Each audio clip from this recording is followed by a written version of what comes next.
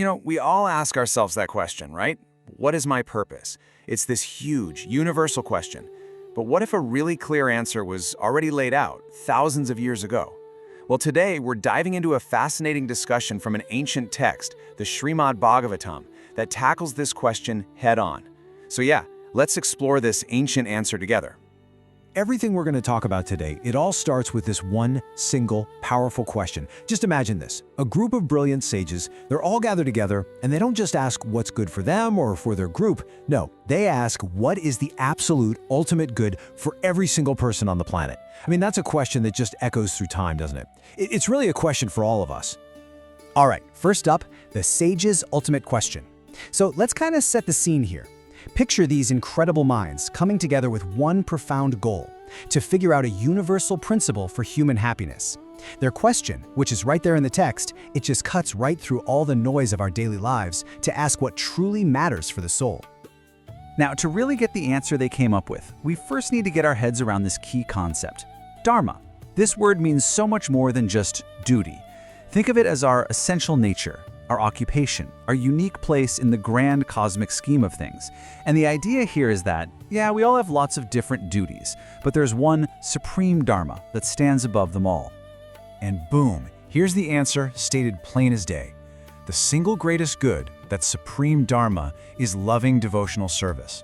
But, and this is so important, the text adds two crucial conditions. This service has to be unmotivated by any personal gain, and it has to be uninterrupted. Now, why is that so key? Because according to this text, that's the only way to find that deep, complete satisfaction of the self we're all looking for. Okay, so what happens if our duties, our jobs, our whole lives are kind of disconnected from that higher purpose? This is where the text introduces a really challenging, kind of stark idea. Let's dig into what that actually means. I mean, that's a provocative thought, isn't it? The text basically suggests that our duties, even if we do them perfectly, are considered useless labor if they don't spark some kind of attraction to a higher spiritual reality. It's not so much about what you do, but why you're doing it. And just look at how this slide breaks it down. The contrast is crystal clear. You've got these two paths. On one side, duty that's all about material results. It ends in what's basically a spiritual dead end. But on the other side, the exact same duty, when you link it to devotion, leads to this profound inner peace. It's the motivation, the why behind the action, that changes absolutely everything. And this brings us to verse 10, which just hammers this point home.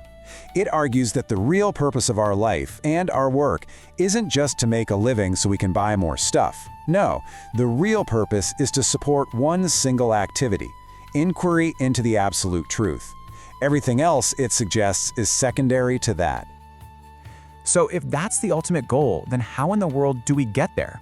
Well, the text doesn't just give us a belief system, it actually lays out a practical process, almost like a science, for achieving this inner transformation. And this process has a name. It's called Bhakti Yoga. It's the hands-on application of that supreme Dharma we talked about earlier. And the text claims that as you start to engage in this, something pretty amazing happens. Two things just naturally start to grow from within: real, genuine knowledge, and a natural detachment from all the things that usually causes stress and anxiety. And check out this slide. It lays out the whole transformation step by step. The text claims that by just starting at step 1, just hearing these messages with an open mind, a powerful chain reaction gets set off. First, the heart gets cleansed. Then, devotion becomes steady and strong.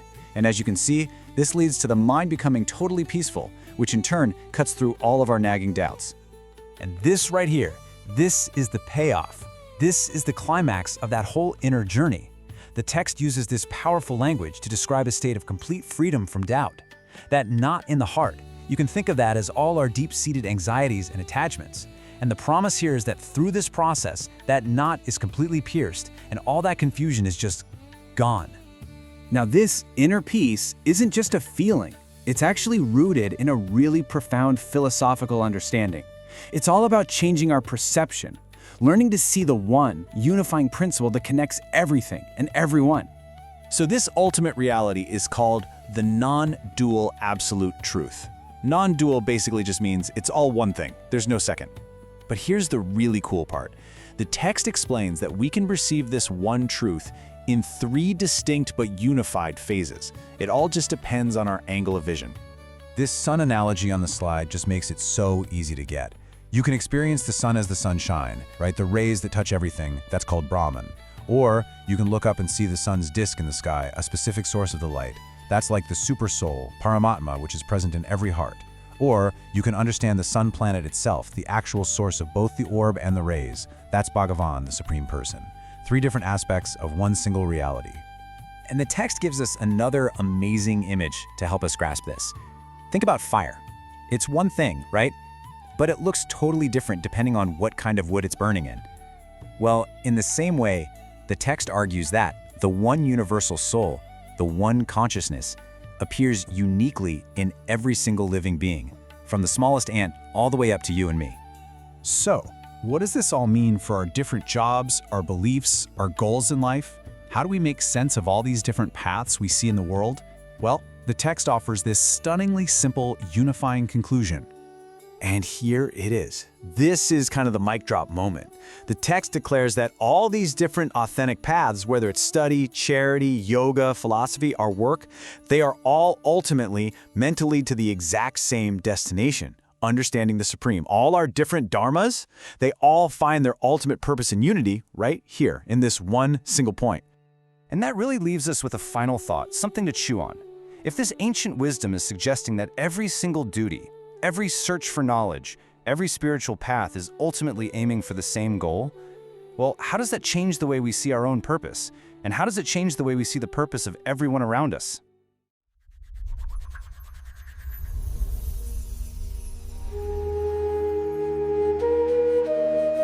Welcome back to the deep dive. It's good to be here. So, you know how we usually spend a few minutes setting the stage, giving all the context? Usual lead-in, yeah. We're skipping that today. Forget it. We are opening the door to Canto 1, Chapter 2 of this just monumental ancient text, and we are diving straight in. I think we have to. This chapter doesn't waste any time. The sages ask this huge question, the Krishna Samprashna, what's the ultimate good for people? Right. And the response isn't a story or a parable. It's a philosophical mission statement, right from the first verse. It's an immediate, radical redefinition of life. And even before we get to that definition, the opening homage, it just sets such a specific tone. It's a salutation to Vyasa's son, the sage. And the description of him is just incredible. It says he was so detached, he just walked away from everything, didn't even perform the usual rites. A bit of a pestic chow. right. And what's so fascinating is this almost mythic detail. When his father, Vyasa, calls out to him, calls his name. A tree's answer. The trees, the text says the trees responded with the sound sun, putra. And that immediately tells you, the listener, that this knowledge we're about to get into isn't about worldly things. It's about something transcendent. Which is really our mission for this deep dive. Yeah. We're here to extract the definition of our ultimate purpose, what our actions are really for, and how to find that genuine self-satisfaction that the source material promises. A huge task. A huge task. So let's get into it. The core assertion. Let's define paradharma, the supreme duty. Okay. The text states that the highest duty, kartharma, is actually quite simple on the surface. It's devotion, bhakti, to adhukshata. So Vāsudeva, yes. But the real meat of the concept, the part that changes everything, is in the two qualifiers it gives for that devotion. Ahetuke pratihata. Exactly. And we really need to pause on that phrase. Let's do that, because that term, it feels like the most radical idea in the whole chapter. Why is that standard so shocking? Well, because it basically critiques almost every reason we do anything. Ahetuki means it has to be completely unmotivated. Unmotivated? You mean you're not doing it for salvation or for wealth? Or even for happiness. There's no what's in it for me. And the second part, apratihata, means it has to be totally uninterrupted. It can't stop if things get bad, or even if things get good. And here's the philosophical punchline. This kind of devotion, this unmotivated and unbroken path, is the only action by which the self is fully pleased. Yatma suprasedati. It's the only way to find true contentment. That's a massive claim, and it doesn't just set up a new duty, it completely devalues, well, pretty much everything else. It does. It takes on the whole structure of social duty, the Vardasrama system, and makes this incredibly strong, almost dismissive statement. Which it is. It says that any duty, even if you perform it perfectly according to your social role, is just sheer labor. Shrama eva hi kevalam. Just hard work. Wasted effort. Pointless effort, yes, if it doesn't generate an attraction, a ratiya for the stories of Vibhaksina, Vāsudeva. The goal isn't just doing your job well. The goal is the feeling it produces in you. So if our normal work is just labor, what does that do to the traditional goals of life? Dharma, artha, kama duty, gain, and enjoyment. It completely inverts them. The text lays it out so clearly. Duty, dharma, is not for the purpose of material gain, artha. Okay. And that gain, artha, is definitely not meant for sense enjoyment, kama. And even that enjoyment is limited. Strictly limited. Yeah. Only to what's needed to sustain life. Jiveti avata. The whole system we think of as normal work for money, use money for pleasure, is just capped, minimized. Which leaves a pretty big question. If that's not the point, then what is the real profit of living? And the text gives a direct answer. The only real profit of life, Jivasya, is tattva jinasa. Inquiry into the absolute truth. Exactly. You are not here just to do things and get things. You're here to ask, to seek, and to understand what is ultimately real. Okay, so if that's the purpose, tattva jinasa, then we need to define the target. What is this absolute truth? The source calls it non-dual knowledge, jnanamavayam, which sounds a bit contradictory at first. It does, but it's actually incredibly elegant. It's non-dual, so it's one single thing.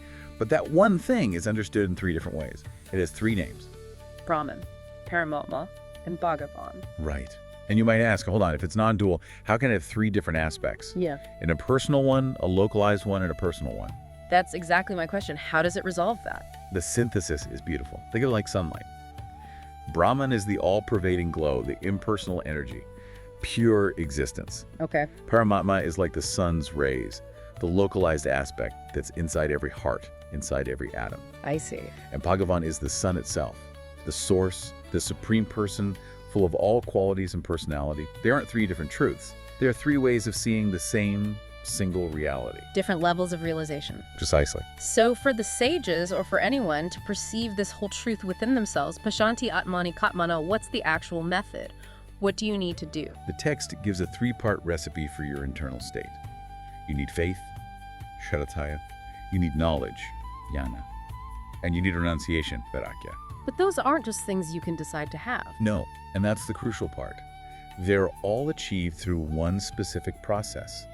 Devotion, bhakti, that is learned by hearing. Shrutagahitaya. So hearing is the engine. Hearing the truth is the engine that drives everything else. It builds your faith, gives you knowledge, and inspires detachment. Which brings it all together. The ultimate perfection, sasiti, of all your duties is simply haritamsam. Pleasing Hari, pleasing the Supreme. So if that's the goal, what's the day-to-day practice? The text is very practical here. It says you should constantly hear, chant, meditate on, and worship Vāsudeva, Sarvatampati. And not just casually. No, with an undivided mind. Ikena manasa. It requires real focus. I find the next part really grounding, though. The question of how you even start. How do you go from 0 motivation to this ideal of unmotivated devotion? Where does that taste, that ruchi even come from? It's a great question. And the text says you don't start with some abstract internal feeling. You start with association. The association. Yes. That taste for the stories of Vāsudeva, it arises specifically from 2 things.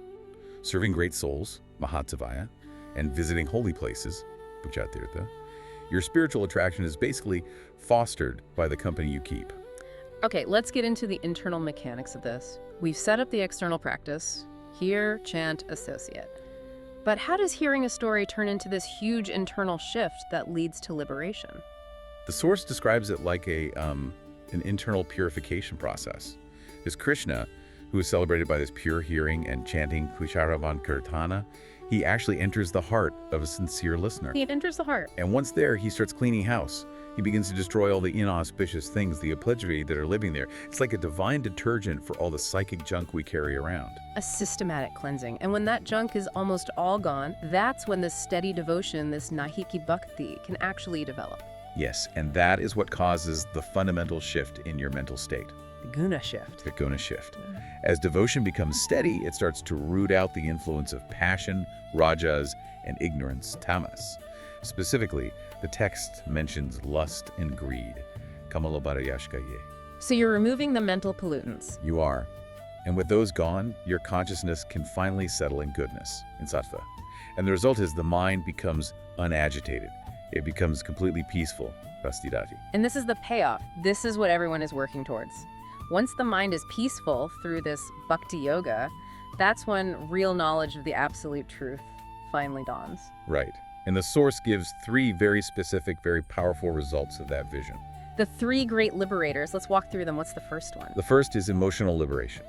The knot of the heart is broken. Vidyate hodaya granti. The knot of the heart, that's such a powerful image. It refers to all those deep-seated attachments, right? Identifying yourself with your body. All that emotional baggage, it's cut. The second is intellectual liberation. All doubts are cut. Chidyante sarvaseshi. So no more confusion about who you are, what the point of all this is, just clarity. Absolute clarity. And third, you get material freedom.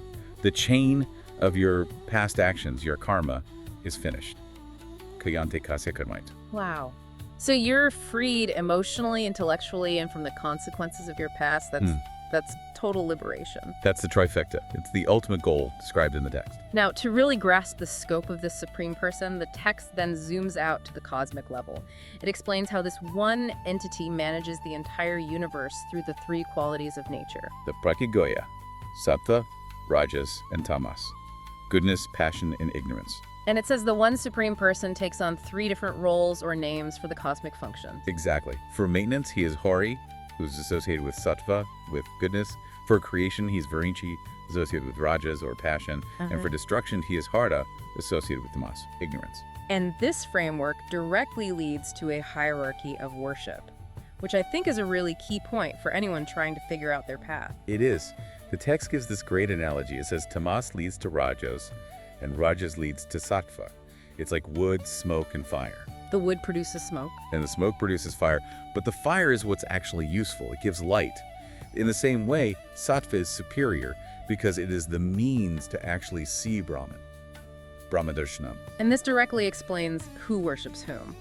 People driven by passion and ignorance, rajas and tamas, they are looking for material things. Right. They want wealth, power, kids, Sharyas, Java. So they worship entities like ancestors or ghosts, looking for a quick transactional reward. But those who are actually seeking liberation. The mumukava. The text says they are peaceful, not envious, anasuyava, and so they worship the calm, transcendental forms associated with Narayana. The sattva forms. The sattva forms.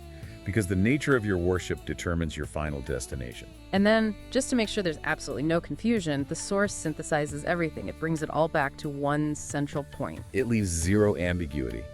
It states that Vāsudeva is the final goal, Parkagapir.